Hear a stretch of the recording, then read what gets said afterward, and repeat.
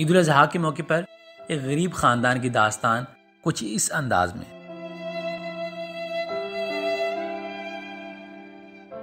जहां पर एक बाप, दो बेटियां और एक मां रहती है। बेटी अपने बाप से कहती है, बाबा बाबा हमें भी गोश्त मिलेगा ना? बाप अपनी बेटी से कहता है, हाँ हाँ क्यों नहीं, बिल्कुल मिलेगा। लेकिन बाबा, पिछली ईद पर तो किसी ने भी हमें गोश्त नहीं दिया था।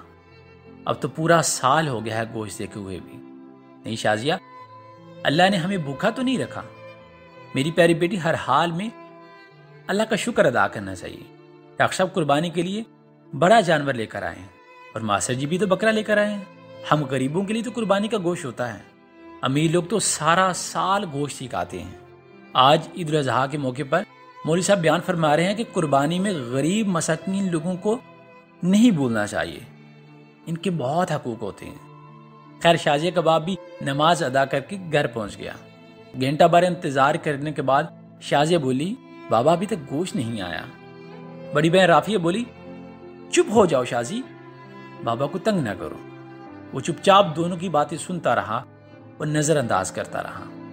काफी देर के बाद भी जब कहीं से गोश्त नहीं आया तो शाजिया की मां बोली, सुनिए, मैंने तो प्याज टमाटर भी काट दिए हैं, लेकिन कहीं से भी गोश्त नहीं आया। कहीं भूल तो नहीं गए हमारी तक गोश्त भिजवाना? अब खुद जाकर मांग लाएं। शाजिया की मां, तुम्हें तो पता है आज तक हमने कभी किसी से मांगा नहीं। अल्लाह कोई ना कोई सबब पैदा कर देगा। दोपहर गुजरने के बाद शाजिया के इसरार पर पहले डॉक्टर साहब के घर गए और बोले, डॉक्टर साहब मैं आपका पड़ोसी हूँ, क्या कुर्बानी का गोश्त मिल सकता है?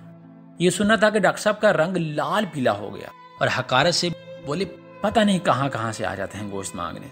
तराक से दरवाजा बंद कर दिया तो इनके एहसास से इनकी आंखों में आंसू आ गए और बोझल कदमों से चल पड़ा।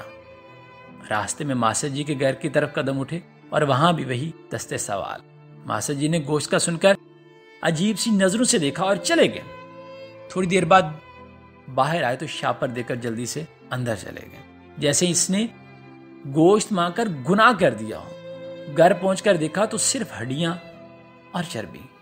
खामोशी से उठकर कमरे में चले गए और खामोशी से रोने लग गए। बीवी आई और बोली, कोई बात नहीं, आप गमगीन ना हो, मैं चटनी बना लेती हूँ। थोड़ी देर बाद शाजिया कमरे में आई और बोली, हमें गोश्त नहीं खाना, मेरे पेट में दर्द हो रहा है। वैसे भी ये सुनना था कि आंखों से आंसू गिरने लगे और फिर फूट फूट कर रोने लगे।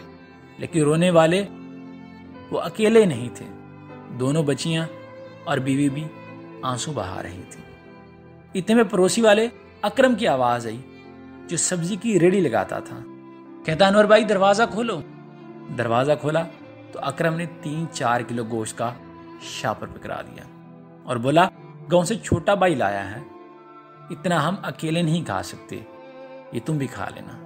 खुशी और तशक्कुर के एहसास से आंखों में आंसू आ गए और अकरम के लिए दिल से दुआ निकलने लगी।